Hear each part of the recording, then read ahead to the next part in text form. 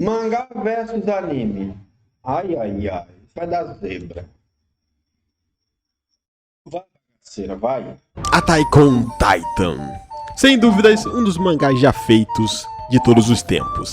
Aclamado por muitos e com um final odiado por todos, é claro que seu sucesso renderia uma adaptação Cara, eu não sou nerdola, mas eu gosto desses vídeos desse cara aqui, velho. Esse é um canalzinho gostosinho pro cara assistir. em anime, com um final de temporada muito parcelado em 5 vezes sem juros. Acaba, pelo amor de Deus! Porém, apesar não obstante, todavia entretanto contudo, eu já falei obstante. Mesmo sendo um shonen, ele praticamente beira para um seinen, e é classificado para maiores de 14 a 16 anos, que aborda temas profundos e complexos. Sua versão animada é lotada de censuras. No vídeo de hoje eu irei listar as principais delas, mas antes um adendo. Esse vídeo será dividido em duas partes. A primeira parte, que é essa, né, vai cobrir até a parte 1 da terceira temporada do anime, que é mais ou menos ali onde acaba o arco do governo real. Por quê? Porque se eu for citar tudo, o vídeo ia ficar gigante, tá? E eu ia morrer editando, principalmente nesse calor. Mas assim que o último episódio do anime já tiver ido ao ar, eu pretendo postar a segunda parte desse vídeo, dessa vez focando na parte 2 da terceira temporada até o último episódio da quarta. Mas para que isso aconteça, você tem que levantar as mãos para fazer a Genkidama do like. Então deixa o like, comenta aqui embaixo, quero uma parte 2 e bora! No primeiro episódio temos a famosa cena do Titã devorando a Carla, a mãe de Eren.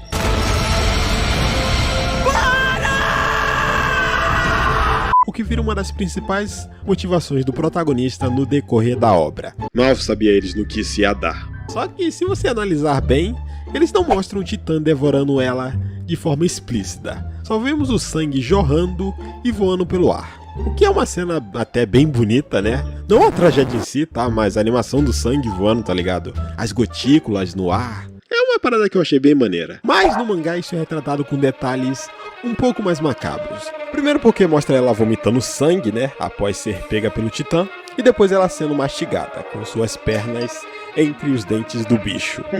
É, bem brutal, né? No sexto episódio, que se passa 5 anos depois da queda da Muralha Maria e desse trágico acontecimento com a mãe de Eren, né? O Titã Colossal reaparece e quebra o portão exterior, fazendo com que o distrito de Trost seja invadido por titãs. E durante a batalha, Armin encontra Hana tentando reviver o seu amado, o Franz. Armin, me ajuda! O Franz não tá respirando! Eu já tô aqui há um tempão tentando reanimar ele, mas ele não tá respondendo! Mas quando você olha essa cena no mangá, fica claro que é meio inútil tentar revivê-lo, né? Inclusive uma parada engraçada, né, é que quando eu vi essa cena pela primeira vez... Desculpa, mas eu sou meio lerdo, tá? Mas quando eu vi essa cena pela primeira vez, eu achei que o cara só tava ali desmaiadão, tá ligado? Tirando um ronco. Mas depois, pela própria expressão do Armin, você já nota que o cara já foi pro saco, né? Só não sabe exatamente o porquê. Mas comenta aí se você também teve essa impressão. Já no episódio 18 ao 20, a tropa de exploração está tentando deter a Titã Fêmea, que simplesmente dizimou boa parte deles. Inclusive uma galera mó gente boa, hein? E bom, eu não sei vocês, mas eu senti que algumas mortes ali acabaram sendo um pouco suavizadas. Seja pelo cenário escuro da floresta, ou porque aconteceu tão rápido que nem deu tempo de processar direito, ou também porque o impacto ficou de fora da tela, ou também teve uma redução de sangue comparada ao mangá. Como por exemplo, a morte de Gunther, que no mangá dá pra ver claramente que ele teve sua nuca cortada. Enquanto que no anime é quase impossível enxergar isso, devido aos 1000 efeitos de sombra. Mas não foi nada que diminuísse muito o impacto da coisa. Tudo continua ainda muito chocante. Já no episódio 22, a cena em que o Levi corta a boca da Titã Fêmea para resgatar o Eren também é bastante diferente do mangá. E agora uma parada interessante é que a luta do Eren contra a Titã Fêmea é tipo assim, muito mais violenta no anime do que no mangá. O que é engraçado, né? Pois geralmente é o contrário.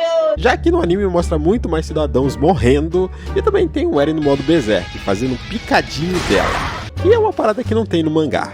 Agora partindo para uma das cenas mais marcantes do anime e que pegou muita gente de surprise, é no 31º episódio, quando Raine e Bertholdt, tipo assim, do nada, se revelam como titãs blindados e colossal. os responsáveis por destruírem a muralha. Mas antes de Rainer se transformar, Mikasa prontamente vai lá e vrau! Passa a lâmina nos dois. Só que no anime eles não mostram o braço do Rainer sendo fatiado, apesar de ter bastante sangue na cena e da lâmina atingir a palma da outra mão de Rainer. Já no mangá o corte é um pouco mais profundo, a ponto de pegar até no cotovelo do outro braço. E o mais curioso ainda é que na versão japonesa exibida na TV, o Rainer nem chega a ter o braço cortado. Mas eu acho que nesse caso foi um erro de animação, porque logo em seguida ele aparece cortado. What the fuck? Mas isso depois foi corrigido na versão de Blu-ray. Ainda bem, né? No 32º episódio, depois que o plano de Rainer e Bertholdt para sequestrar Eren é colocado em ação, Eren e Rainer entram num combate feroz e muito eletrizante. Mano, olha só a cena do Eren se levantando em câmera lenta, cara. É muito pica, né? Eren desfere um soco em Rainer e o mesmo devolve em dobro, com um socão que faz Eren voar. Pois é, no anime vemos que esse soco do Rainer foi bem impactante. Porém, no mangá, esse impacto foi demonstrado de uma forma mais sinistra, com o rosto do Eren ficando desfigurado pela metade. No 36º episódio, depois que Eren é sequestrado por Rainer e Bertholdt, as coisas vão de mal a pior quando Mikasa e Eren ficam de cara a cara com o mesmo titã que devorou a mãe dele. Porém, Hermes milagrosamente aparece antes que o titã possa agarrá-los e declara que vai vingar a morte da mãe de Eren, derrubando o titã. Bom, pelo menos ele tenta, já que infelizmente ele acaba devorado pelo bicho. É uma cena bem triste e pesada, principalmente porque o coitado do Eren passa pela mesma dor sem poder fazer nada. Só que no anime, a cena do titã devorando ele é bem rápida e só dá pra ver a silhueta dele se partindo. Enquanto que no mangá dá pra ver claramente o bicho degustando as entranhas dele. No 38º episódio, Levi, Nif e os outros membros do 4º Esquadrão conseguem localizar a carruagem que está sendo usada para transportar Eren e História, pois lembrando, o governo estavam atrás dele. Porém, enquanto Nif estava observando, Kenny chega por trás e... triste. Ela acaba levando um tiro bem no meio da fuça. E no mangá podemos ver mais ou menos como foi o estrago. Logo em seguida, outro companheiro de Levi morre, e o estrago no rosto dele também foi amenizado no anime. No 39º episódio, quando Hanji e Levi torturam Digel Sanis para obter informações sobre a família Reis e o paradeiro de Eren e História, que já haviam sido sequestrados, eles arrancam suas unhas, um método de tortura que o próprio Digel usou anteriormente no pastor Nick, ou seja, ele está apenas provando do seu próprio veneno. Ora, não são as consequências das minhas próprias atitudes. Eu sou o Spider-Man. Olha aí, ó. O 15. Qual é o paradeiro de Eren e História? Qual é a da família Reis? Fala logo! Não tá vendo que estamos com pressa? Toma! Tenso, né? Mas no anime eles suavizaram um pouco a situation, não mostrando de forma explícita as unhas dele sendo arrancadas, algo que o mangá não nos poupou. O Levi esmurrando a cara do militar também não é mostrado no anime. E a Hanji, que tá totalmente sádica aqui, mostra as unhas dele cheias de sangue numa bandeja. No anime também mostra, né? Mas o ombro do cara fica meio que na frente. E como se não bastasse, o Levi quebra o nariz dele. Logo depois, Hanji, que aqui tá totalmente puta e impaciente, arranca o dente dele, só porque ele demorou de falar. O que também ficou de fora do anime. Ainda no mesmo episódio, quando Kenny descobre que o Jimo Reeves traiu a polícia militar e está em Kronlu com a divisão de reconhecimento, Kenny sorrateiramente chega por trás e vrau! Faz o cara ir de arrasta pra cima. E como vocês notaram, no anime a câmera sobe rapidamente, não mostrando o pescoço cortado. E bom, uma parada parecida também rola quando é mostrado o flashback do Kenny matando a mãe de História. No 40º episódio, Erwin se reúne com Dot e Pixels com a ideia de... vamos dar um golpe de estado, né? O que pode dar errado?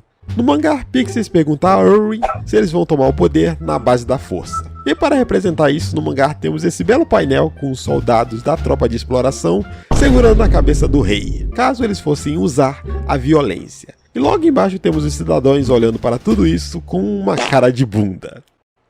E no anime é lógico que isso foi cortado. No 43º episódio, quando o História e o Rod Reis colocam suas mãos nas costas de Eren, bem estilo Senhor Kaiô, né? Eles desbloqueiam várias memórias. Uma delas vemos Eren criança e o pai dele Grisha injetando o fluido espinhal em seu corpo, fazendo-o se transformar em titã pela primeira vez. E aí ele come seu próprio pai.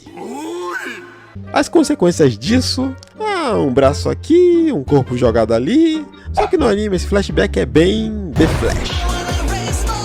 Você pisca, já acabou.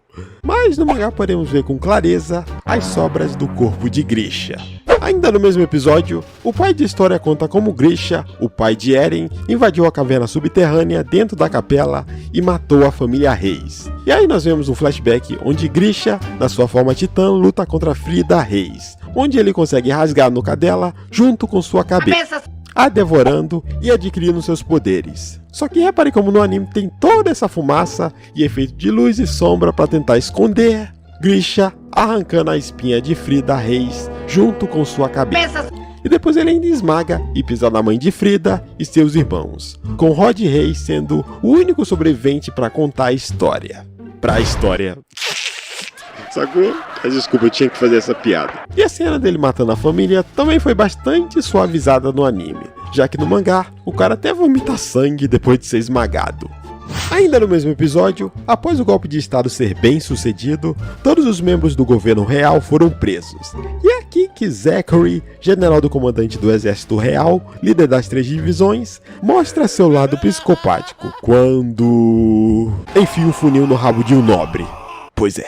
Zachary diz que sempre desprezou o governo real, e por isso esperou por esse momento em toda a sua vida, a ponto de ter inventado vários métodos para torturá-los, e um deles ele considera sua obra-prima, uma máquina que obriga a comer suas próprias fezes.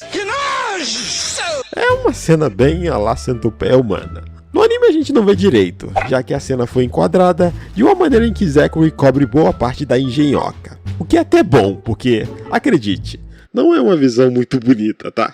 Já o mangá não tem piedade dos nossos olhos e mostra tudo de forma bem explícita. Já no 45º episódio, após a História rejeitar a oferta de seu pai, fazendo com que Rod se transforme num titã deficiente feio pra caralho, o esquadrão do Levi corre para o distrito de Orvard, onde lá eles farão uma resistência para tentar deter o titã de Rod. E enquanto estavam lá, Levi informa a História que assim que a batalha terminar, ela se tornará rainha. O golpe de estado foi bem sucedido, mas as pessoas não querem um regime militar. Precisamos de um rosto. História, apesar de nervosa com isso, aceita seu dever e fala: ok, tá bom, beleza. Isso no anime, né? Porque na versão do mangá, essa cena é só um pouquinho diferente. Além dela acontecer bem antes de História ser sequestrada, no mangá, assim que o Levi falar pra ela que ela assumirá o trono, a História fica muito indecisa com toda a situação e tal, com ela dizendo que não pode aceitar. Isso meio que deixa o Levi puto e quase agride a coitada. E isso explica muito a razão dela ter batido nele quando ela vira rainha, né? Já que esse também foi um dos pedidos que Jim Reeves fez pra História após ter visto o Levi sendo rude com ela. Porém, como a cena do Levi puto foi deletada do anime, a cena em que ela bate nele perde um pouco o nexo, né? E a única justificativa que sobra é que a Mikasa influenciou. E bom, aqui termina a parte 1 da 3ª temporada do... Já acabou, já. Agora que tava ficando bom.